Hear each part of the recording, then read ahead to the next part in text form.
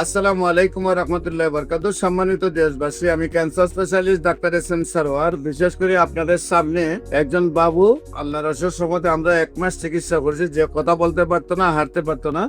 আমরা ওনাদের অভিভাবকদের কাছ থেকে বিস্তারিত জানবো। আপনার নাম কি? ইয়াসিন আলী। মোহাম্মদ ইয়াসিন আলী। আপনার পিতার নাম? ছাড়ানো মোহাম্মদ শাহজাহান। আপনার মাতার নাম? সোহেল সাহেরি বেগম। আপনার গ্রামের বাড়ি কোথায়?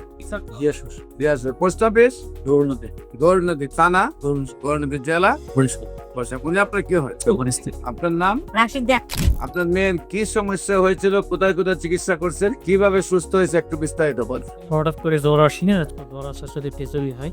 একটা সময় আমার শারীরিক কন্ডিশন অনেক উইক হয়ে যায়, লাইফ সাপোর্টে নিতে এই করতে করতে দেখা তো কিডনি ব্রেন সবকিছু মিলিয়ে লাইফ সাপোর্টে গেলে নিউমোনিয়া না ফেরার দোষে বললেই চলে। সেখান থেকে রিকভার করে এই পর্যন্ত ওই চিকিৎসা বিজ্ঞানের সিস্টেম একটা সার্জারি করি। সার্জারির ডিসিশনটা আমার কাছে তেমন একটা ভালো মনে হয়নি, বিদায় ভাবলাম যে চিকিৎসা বিজ্ঞান তো আরো আছে। আমি ফ্রেন্ড পরামর্শ দিল যে তুমি হোমিও বিজ্ঞানের পরামর্শ নিতে পারো, দেখো ভালো হোমিও চিকিৎসকের কাছে। এই খোঁজাখুঁজি করতে করতে অনলাইনে আমি আপনার চেষ্টা পাই, সেখান থেকে এনে আসলো। তো প্রথম কন্ডিশন থেকে এই কন্ডিশন পর্যন্ত কতটা হাঁটতেই পারতো না, শারীরিক কোনো ইয়ে ছিল না, অনুভূতি ছিল না। আমাদের এখানে আসার আগে যে চিকিৎসা করতেন, এতে হাঁটা চলাফেরা ওকে হয় নাই, সাথে তার জানটা বেঁচে ছিল। আর কত আইসিইউতে ছিল? জি, লাইফ সাপোর্ট আছে। লাইফ সাপোর্টে ছিল, কিন্তু কোনো রেজাল্ট আসে না, একদম মরণাপন্ন অবস্থা ছিল, কথা বলতে পারতো না। এখন কথা বলতে পারতেছে, এখন তো হাঁটতে পারছে। আমাদের এখানে চিকিৎসা কয় মাস হয়েছে? 1 মাস।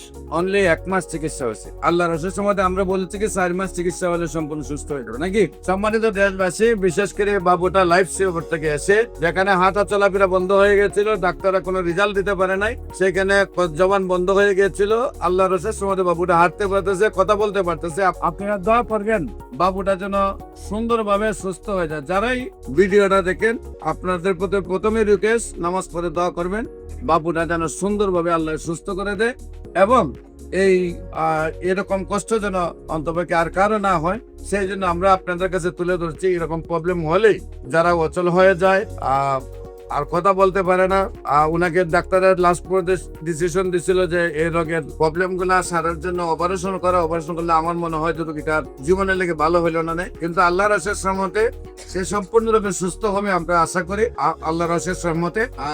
এরকম প্রবলেম হলে আপনারা নিয়ে আসবেন আমাদের এখানে। আমরা অচল শিশু, একদম বৃদ্ধ যারা আর বাঁকা হয়ে গেছে, আর নরম হয়ে গেছে, অচল হয়ে গেছে, জবান বন্ধ হয়ে গেছে, হাত পা টুনা হয়ে গেছে, কিছু নিয়ে হচ্ছে, বছরের পর বছর থেরাপি দিয়ে ঠিক হচ্ছে না, অপারেশন করে ঠিক হচ্ছে না, আল্লাহর অশেষ রহমতে গণস্বাস্থ্য কমিটিতে তাদের চিকিৎসা হলে তারা সুন্দরভাবে সুস্থ হয়ে যাবে। আপনাদের যে কোনো প্রয়োজনে স্ক্রিনে দেওয়া নম্বরে যোগাযোগ করার জন্য অনুরোধ জানাচ্ছি, আমাদের অফিস ভিজিট করার জন্য এবং সেবা নেওয়ার জন্য আমন্ত্রণ জানিয়ে শেষ করছি। সবাইকে ধন্যবাদ।